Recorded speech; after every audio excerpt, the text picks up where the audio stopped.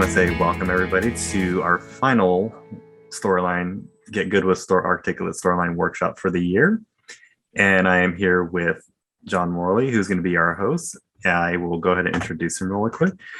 John Morley is an instructional designer, and he's done interactive media for clients such as Delta, Farmers Insurance, Southern California Edison, and Kaiser Permanente, and many other companies. He is currently in a consulting role, so if you have any need for his services, please go ahead and contact him. And we also have a guest presenter today, and John, why don't you go ahead and introduce him?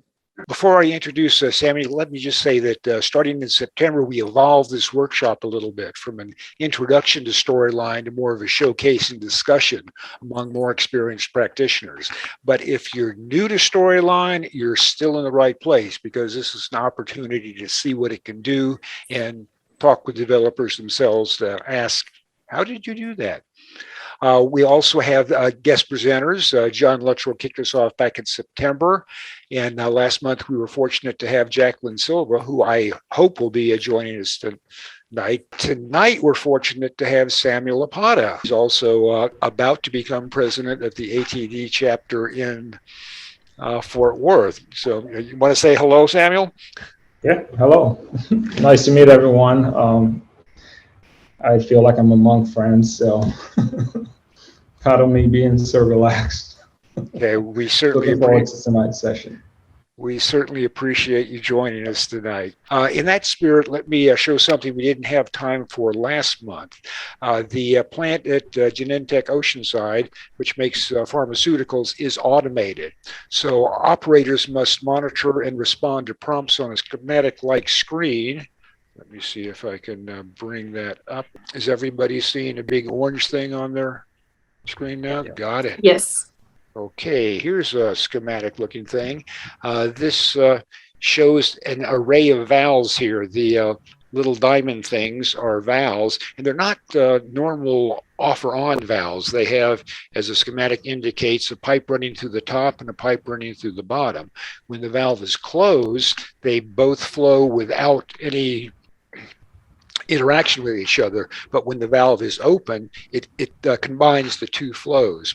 The little green buttons here show that the valve is open, so it's combining the two.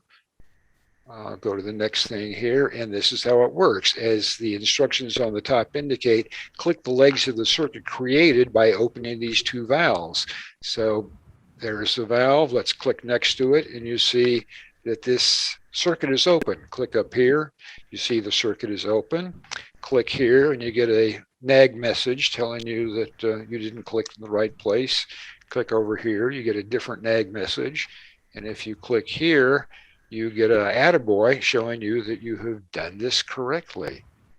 Good for you. So let's take a look at how that works. We were talking about layers last month, and each of the legs of the circuit is a separate layer, and these layers are pulled up by clicking on them.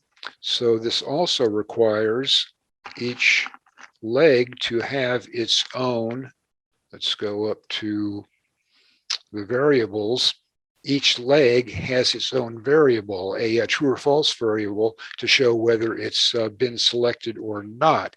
And this also requires let me get rid of that one.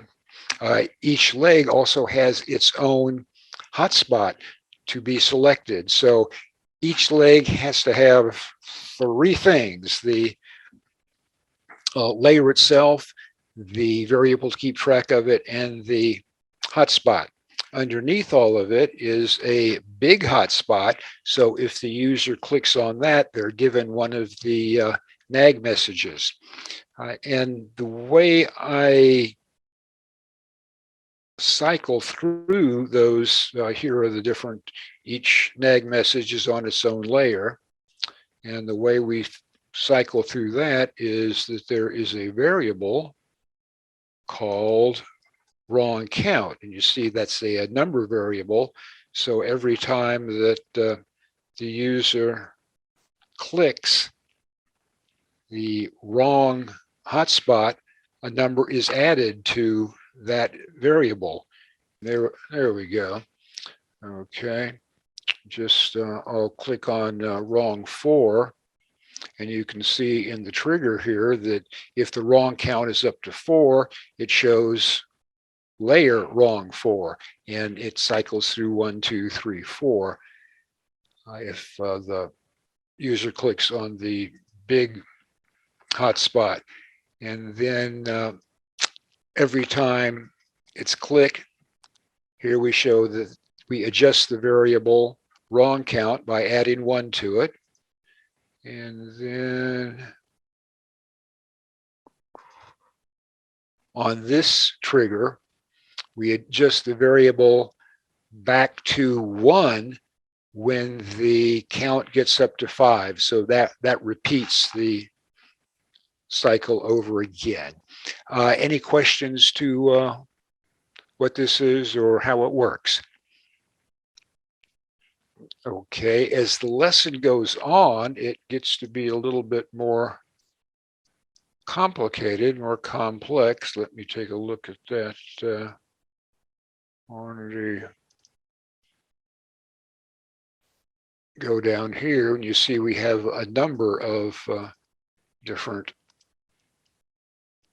valves that are open, and I use a color code to show the different circuits with different solutions flowing through them. So you can see if we go back into the program that it starts to get pretty a lot of moving parts here. You see these are all of the number of hotspots we have, a couple dozen different hotspots, and then a number of different layers. You can see get a couple dozen different layers as well. So this gets time intensive after a while, but it was very useful. It was used in both a class and was also used as a standalone self-paced learning technique. So that is that.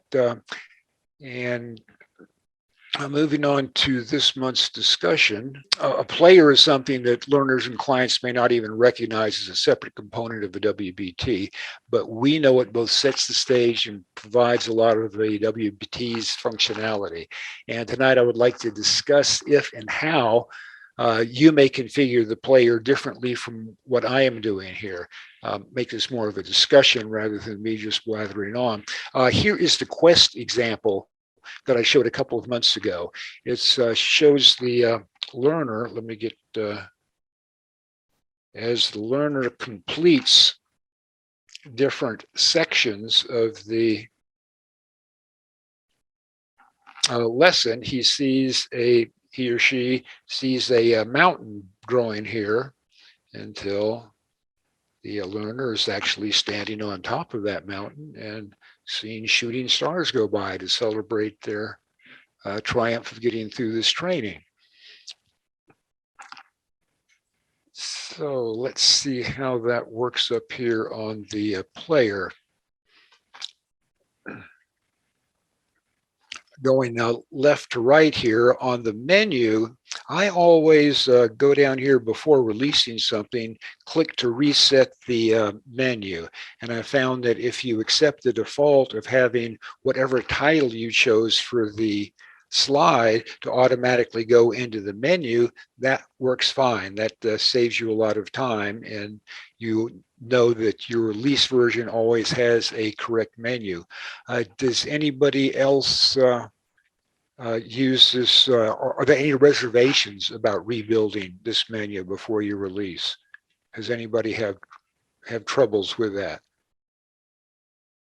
Sometimes when you try to go in and customize your manually change the menu, if you go back and rebuild it using this, you lose all your customization. So it's better to stay with the automated aspects of it.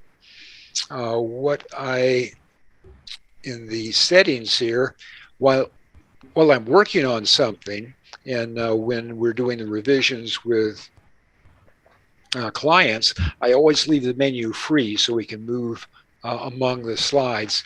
But then when I release, at least for something that is a linear presentation, and you want the learner to see all of the slides, I'll always restrict it so they have to be seen. But this wouldn't be a good idea on something like a job aid or a reference piece similar to what Jacqueline showed last month, because you don't expect the learner to go to each and every slide. They're just selecting the slides that are appropriate to them.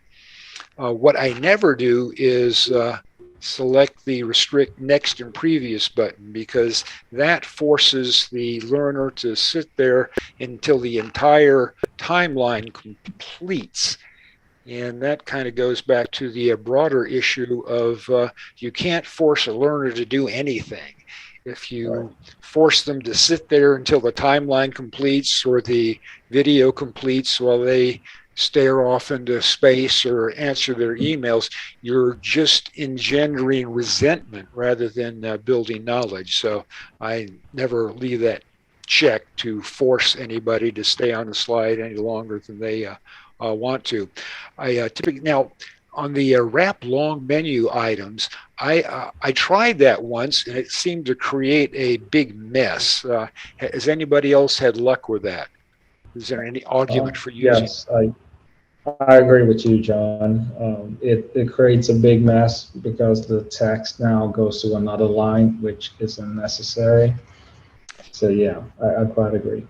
Yeah, they don't hang it so you can tell where the difference between the second line on one title and the next title. But I always, almost always use these bottom three because I find it's very helpful to have numbers here on the menu. That's what I do there. Is there any argument against using the numbers? Has anybody had problems with that? No. Okay, moving along here. Resources, that's very handy, but pretty self-explanatory. Any non-obvious ideas for using the resources tab? Yes, I was going to say that if you needed to add a download link inside of your course, so you needed to add a download link that's tied to a resource, there's a special link for that, and I can find it and post it in the chat before this lesson is over. Mm-hmm. Yeah, good place for links or anything else that is available on the vast internet. Glossary is really cool because you can work on that as a spreadsheet working in Excel, and then import it into Storyline, especially if you have a client-provided glossary. That's good. You can fairly quickly create your glossary. Okay, moving on to colors and effects. Oh my goodness, hours of fun here.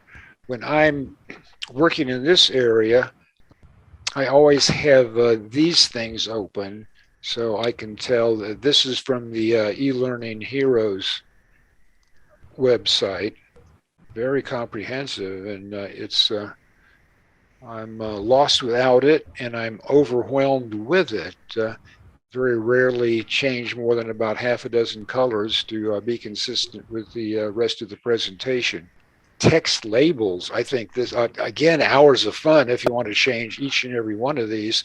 About the only one that I ever change is for the menu. We know what a menu is, but I think that very often learners do not understand what menu means. So I'll either change this to table of contents or just contents. And you can see that where menu. Here's the menu I've tab never right thought here. about that. That actually makes sense to have it as table of contents. That's what we're used to, right? Well, that's what normal humans are used to, Yeah. but I don't know if IDs are normal humans, you know. So we have to consider the audience for all decisions. Okay, other. Now, but the only thing that's of interest to me here is player size. I always go with scale player to fill the browser window, thinking that lets the learner decide how best to use this. Is there any argument for using lock player at its optimal size? Optimal sounds like a very encouraging word, but I don't really see the advantage of that. Yeah, I think scale player is the best option because that changes depending on the device that the training has been accessed with. Right, right, and it gives the learner a lot more versatility in deciding what they want to do. Now, what I really wanted to show in this is the quest over here. This is the scorekeeping thing that I showed earlier. Over here, you see I've added to the tabs something called Quest. You just go down here to click Add, and you're able to add another player tab. You're able to name it anything you want. I'll edit that. So that's the name. That's the action. The action is to open this slide. So now, when the learner is anywhere within the presentation, anywhere, anytime, they can go up to the upper right corner here where it says Quest, hit that, and as they complete sections of the training, little check marks appear here, and the mountain that I showed earlier builds itself here until the learner is at the top of the mountain and gets to see shooting stars. So if you need something of that nature, any resource or any scorekeeping thing, a good place to put it is right up here on top where the learner can get to it at any time, right along with the glossary, really nice glossary feature here, and your table of contents rather than a menu. Okay, are there any other best practices to share or discussions you'd like to have about the player? Otherwise, it is my distinct pleasure to turn it over to our guest speaker, Samuel Apata. Is that the correct pronunciation of your last name? Close enough. Close enough. I'm going for the Spanish pronunciation there. The long A, Apata. Okay, joining us from Fort Worth. So, Samuel, thank you very much for joining us, and I will stop sharing so we can all see what you've been up to. Yes, and if anyone is wondering where that name comes from, it's I'm Nigerian. So it's pronounced a different way, but let's go with Apata. Okay. And really nice to be here tonight. It's always just fun learning something new about storyline, and sometimes you think you know it all, but it's amazing how much you still don't know. And I was able to just pick a few things just from John's presentation just right now, and I think it's awesome. So the way that we've structured this is to be as interactive as possible. So, if you want to come off mute at any point in time, feel free to do so. I really don't have a presentation, but I do want to share some other aspects of the player settings that we may or may not be familiar with already, and I'll go ahead and share my screen just so we're on the same page. And just before I move along, I want to recognize, I don't want to mispronounce your name, but Mawar, can you come off mute? I know you're one of the e-learning heroes participants as well. Are you there? Yes, Samuel, can you hear me? Yes. Thanks for joining us. You haven't been to the challenges for a while, so I was a little surprised when you told me you were going to join. Don't call me a hero. What? You're a hero just for showing up. Right. Yeah, so, really nice that you could join us tonight. Has always inspired me, so, I cannot never let this opportunity go to hear from you. Thank you, and it goes both ways. It's funny. I don't usually think about the player settings as often. It's something that I guess, use, and you know, it used to just be light and dark, but now you have the custom option as well, which lets you, change the color of your player. There was a way to do that before, but now it's more obvious, right? So now you can just go in, and depending on your brand's color, you can enter the hex code and change the color of the player that way. That I think it's important to pay attention to things like this because it helps your learners. It endears them to the learning, I think, in a way. But you know, nothing wrong with keeping it light and dark as well. As far as accessibility, so if you're using a screen reader, for example, this is a place where you can choose what type of color you want to show up on the screen reader. It could be anything. It could be any of these colors. You could change that, but I think yellow is the most visible one. And as John says, if anyone wants to argue with that, please say something. As far as the player font, here's where you can change that. You can change the fonts of your captions. One I think frustration. this is new. I've never seen this before. John? Yeah, well, one frustration I've had with that is that it changes everything. You don't really have individual control of things that are on the everything you see across the top header and up and down the menu. They all change. You can't change them individually, so sometimes it's a little frustrating. So this is where you can change the size of your caption. So if you feel like the default text is too small, you can. Yeah, I usually don't go above 150. I think 150 is where it's still reasonable. I'm sure you can go up to maybe 500%. So you can go up to 500, I think, but that would be too much. So I just keep it up to 150, and that lets, especially for accessibility, that lets your learners see your text, your fonts better. And as far as navigation, here's where you can change that to icon and text, which is what I recommend. That way you can see the word next and previous spelled out, and also see an icon next to it. And also see an icon next to it. So the directional arrows, I think those are good visual cues to have. And as far as saving your preset, so if you really like what you customized, you can save it. So you can go to Save As and just name it whatever you want. So this could be Sam's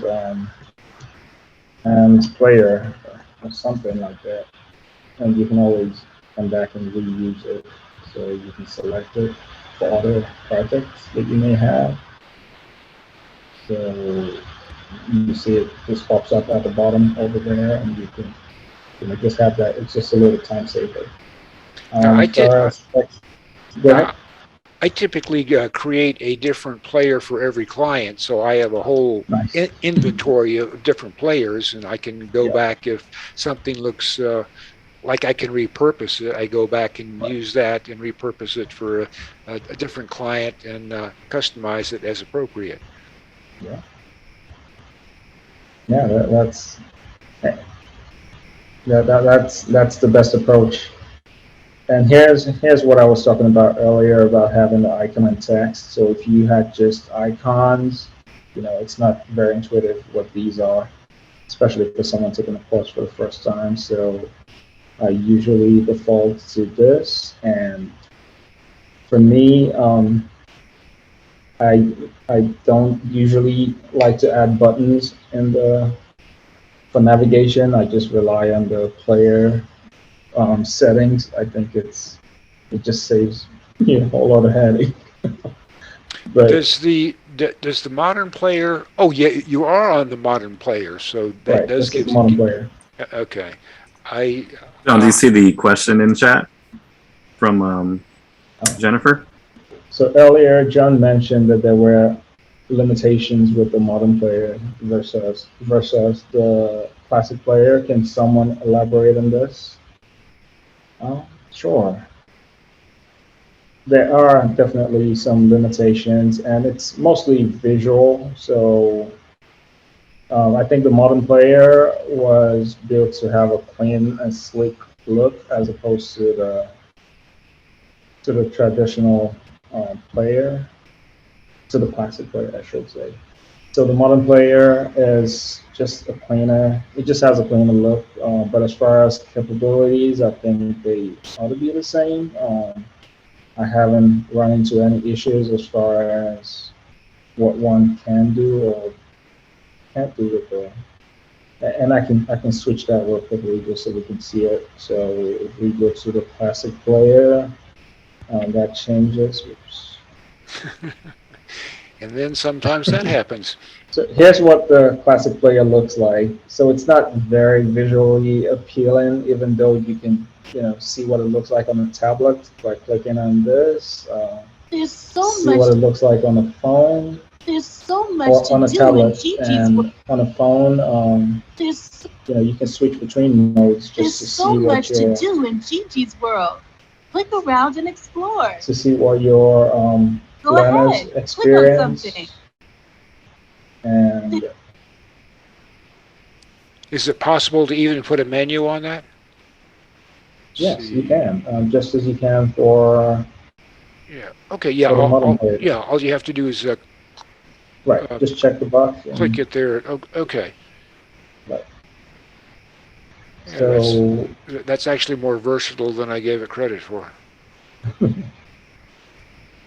right, and I'm not sure what's going on, so I'm not able to. I see what you're saying. So you're saying for the classic, yes, you can add the menu just right there, and it Okay. pops up. Yeah. And so these are a set of menus you can add to your player settings, right? So think of your player settings as a television. So you have the remote controls. So you're just pretty much choosing what types of controls that you want your learners to have. So if we were to see how much we could fit into this one course, let's just try it out. So you can add a glossary, you can add notes, you can add resources, you can add a title at the top.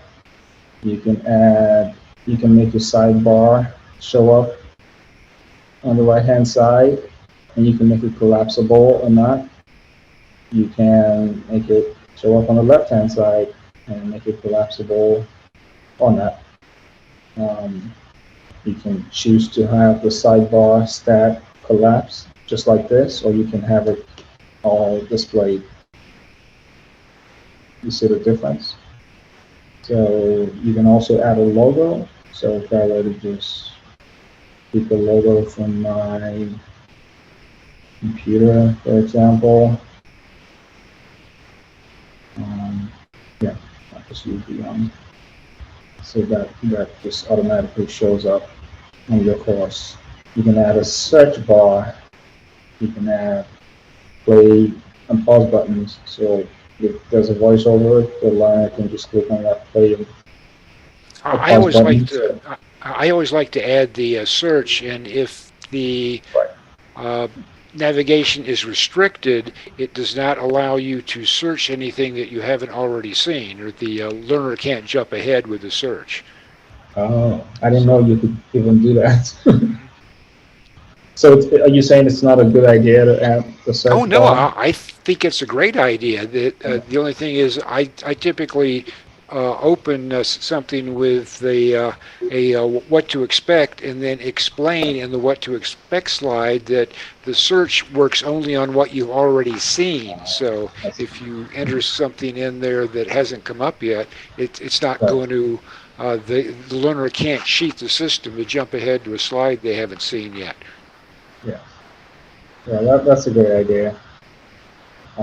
As far as what else you can add to you see it's all populated now, so it really depends on how much control you want to give to your learner. So you can also check the accessibility controls. I usually always check that because you never know who may need it out there. So, good idea to have that checked. That's where your learner can actually choose to have accessible text on or not.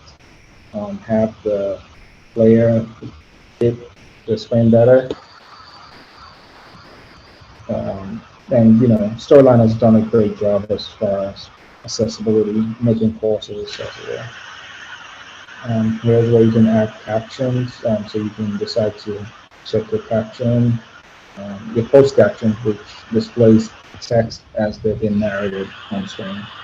And you can also add a sidebar, which lets you show the learner visually how much content is on a slide. So if there's a video, it's going to show the duration of that video. Which you can also control how you want that displayed on the slide level as well. I like that for a video. That helps the learner go back Right. and forth to see the random access to video. But I think it's cluttered and distracting if it's just a static slide or a slide with some sort of animation on it. To have that little Right. bar, kind of meaningless, go across the bottom. Yes. So I'll turn I that agree. off unless it's a video. Yes, I agree. So you can always go, change what it looks like for each slide at the slide level. Here's where you can also add the course thumbnail, which I think shows up on your browser. You know how you have a website and you have an icon just show up like this one. Yeah, there's where you control that. So you can add a thumbnail to your course if you wanted to. And I believe that's about all that you can add to your. Obviously you can create custom menus, like John had mentioned earlier. So you can have a note section, which also explaining what or determine what shows up when you click on that button.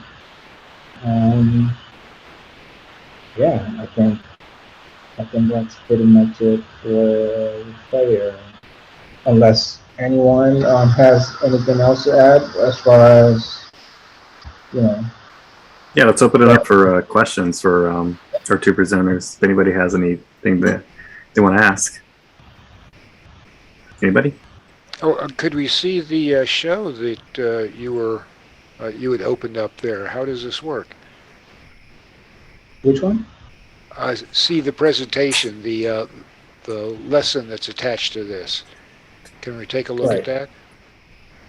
The lesson that's attached to this? Yeah. How is the player used? May we see that lesson? Oh, I see what you're saying. Yeah, you're talking about this one, the learn more. No, just click OK and preview the presentation that. Okay, I see. You have open. Yeah, that one. Let's okay. see what that looks like. Right. Yes, exactly. So here's what it looks like. Here's that player button that we added, and you can choose whether or not you want your learners to be able to drag it, or maybe drag it after the first trial or the second trial. Did someone say something? That might be background noise. What's the big in the upper left-hand corner? What's the yellow arrow? The yellow arrow in the left-hand corner. Yeah, is that? That's the back button. Oh, okay. Yes, for this course, it's just yeah. And since we're previewing just one slide, it's not going to let us. Oh, so you're creating Christmas trees there. Very nice. Yeah, it's just you hover and it completes. Just an interaction for a holiday card. All together. And so let me show that sidebar. I feel like that's an important one that you may want to use later on. So there are different options. If you want the sidebar to be read only, so you just want to show the learner how far they're progressing without letting them actually click inside of it, you choose the read only. And if you want them to be able to drag it after completion, so if they've seen the slide one time, you don't want them to go through the entire narration once more, then you can choose to allow learners drag after completion. Or if you want to set it where learners can drag how they want, however they want to, then you click on allow users to drag sidebar. So there's no real right or wrong. It's all preference, depending on what you want or what your client wants. Yeah, always a good idea to check with the client, see what their preferences are. Right. And if you want an entirely clean look, you don't want any of these functions available, which I tend to use a lot, I just turn the whole thing off, and you have a clean slide with no directions. Yeah, hours of fun creating your own navigation controls. Right. Yes. So yes, in that case, you would have to have a good reason to. Usually for me, I just want more real estate on the page. So I mean, display buttons take up a lot of space. I like my courses to be bold. So I find other ways of incorporating these, and sometimes they're just not needed if it's an interaction or. Oh, you have a question in the chat here asking, where do you get inspiration? Any tips for stock images? As far as inspiration, I think so. I do a lot of freelance, and so as far as inspiration, it just comes from working for many different clients in different industries. I like to learn a lot, so I'm always just pulling ideas from other places. And the e-learning heroes community is a great place to look for inspiration. It's a community of online learners, just like yourself, who are either new or experienced in instructional design and want to sharpen the skills. David Anderson, who works with Articulate, he sends out different prompts every week on Thursdays, I believe. You know, so then there could be a prompt about how to use a player or how to do a click and reveal interaction like we just had last week, and everyone in the community is tasked with coming up with an interaction for that prompt. So that forces you to create something, which I usually just end up creating something. But as far as inspiration, I may not get inspiration that day when it posts, but I keep thinking about the prompt throughout the week, and things connect, and I see something that looks like something. Study advertising. Yeah, exactly. I study advertising. And you did? Okay. Study architecture. Study any of the other visual arts to get ideas about composition and colors and different ways. 30-second ads are incredible because they tell an entire story in 30 seconds.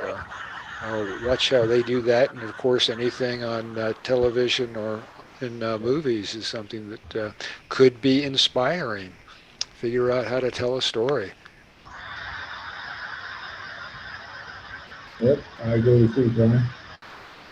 And thank you so much for this opportunity. I know you just reached out to me on LinkedIn, and what was on the first slide that you showed? It had some audio on that. How did that work? Okay.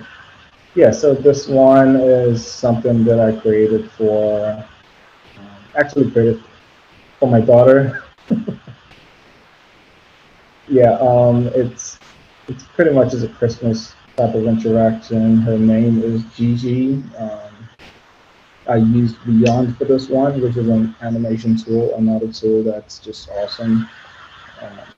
For e-learning development, you can create animation within minutes without even having an experience in creating animations. I'm just going to preview it. So Yes, please. Yeah, I right, saw so- Beyond, and that's a very impressive Welcome looking. to Gigi's world. Right. Gigi is wondering if you want to play. There's so much fun things we can do. Come on. So it's, and the reason I'm laughing is it's an old project. I'm wondering what I was thinking. So you have just different prompts. There's so much to do in Gigi's world. Click around and explore. So you can click around Go and ahead. try Click on different something. things. Dress up to pick something for Wally Bear. Click on a button. You can pretty much select what you want Wally Bear to wear. Oh, that's cool. That's yeah. neat. I think that's neat. To go ahead. Gigi, what form a day Wally Bear would wear? Form a day. Come on, let's get this party started. To dance with me, all you have to do is click a circle. So Are those pre-rendered? No, go ahead, John. Sorry.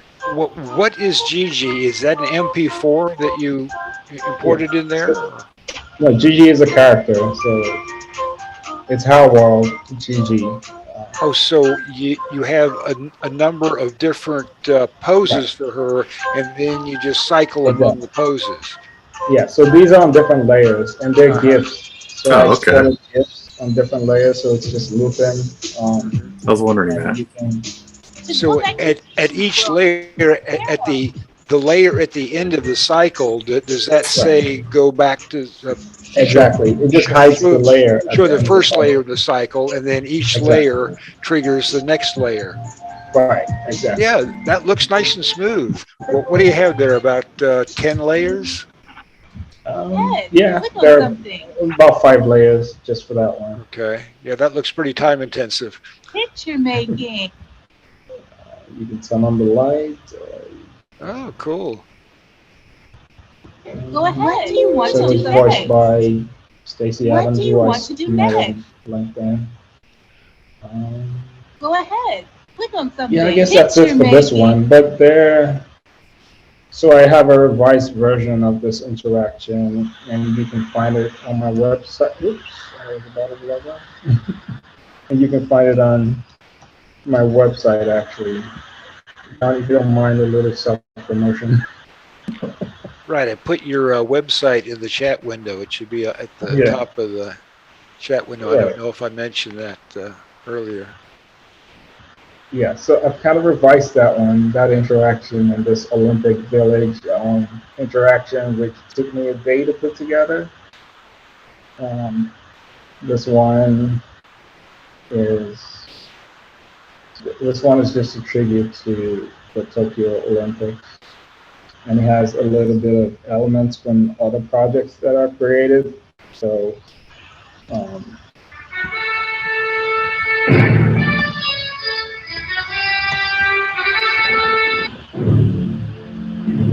And you can visit different parts of this, so play different types of games. If you want to do boxing, there's and these are all created using Beyond as well. So it's just using video, different layers, GIFs. You can actually do a combination, and so I'm pressing the letters, and they're just doing. I have to get it in sequence, so I have to type the letters here and get it in sequence in order to. Yeah, that would happen with video. Things get broken. You didn't do well. So.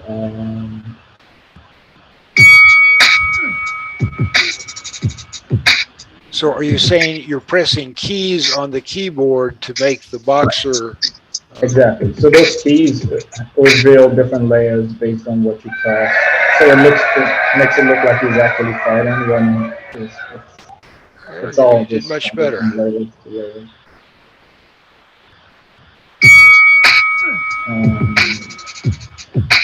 Yeah, there's no way to return to the. So what did the letter, the CP do? Is that a jab or a right Yeah, jab so it's or a a left jab, jab? so it's block. B is for block, C is for, and that's all explained on the first slide, but it may Okay. not be very intuitive. So yeah, lots of opportunities for development on that one. But I was going to show you the dancing slide again. So here's the reiteration of it. It's this time it's more like a dance battle. And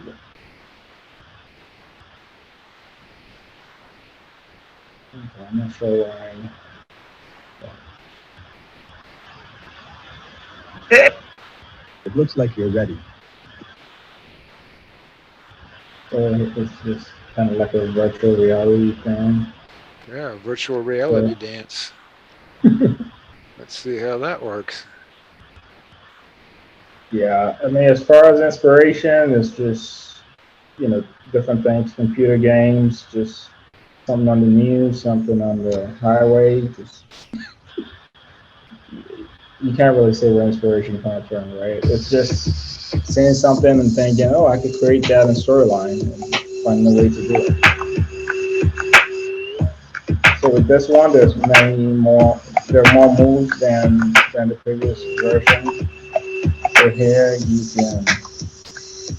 you're using your keyboard to match the moves that he's doing, right? So you're using, and if you get it wrong, you get 0 points, and if you get it right, you get 5 points. And That's here's tough. where It's going fast. Oh, that's neat. Oh, there we go. yeah, you can pretty much see where the buttons, what the buttons are and what they do. So you're just trying to match the moves. And it's funny, after I created this one, Google came up with the same type of idea, and I'm like, okay, maybe I saw it somewhere, I don't know. It's funny how that works. But yeah, that's Great minds think alike. great, my single line. Yep. Okay. Anything else in the chat thing? Let's see. Very cute. Yes, it is. Okay. Well, Right. Tom, it looks as if we've just about used up the hour. Nobody has any other questions. We can go ahead and wrap this up. Okay, thanks, Samuel. Appreciate it. Thank you to you, Tom. Yes, thanks. And we'll see if we can get this started again next year. Just want to remind everybody to go ahead and check out our calendar of events at tdsandiego.org and just see what's going on next month. We also have our mixer this Thursday. That's going to be at the UTC Center. So if you're interested and want to do a little networking and see people in person, go ahead and sign up for that too. Okay, I'll do that. And aloha, Awesome. Jennifer. Thank you. Aloha. Bye. All right, everybody. Thank you. Have a good night Good or night. afternoon, depending on where you are. Mhm.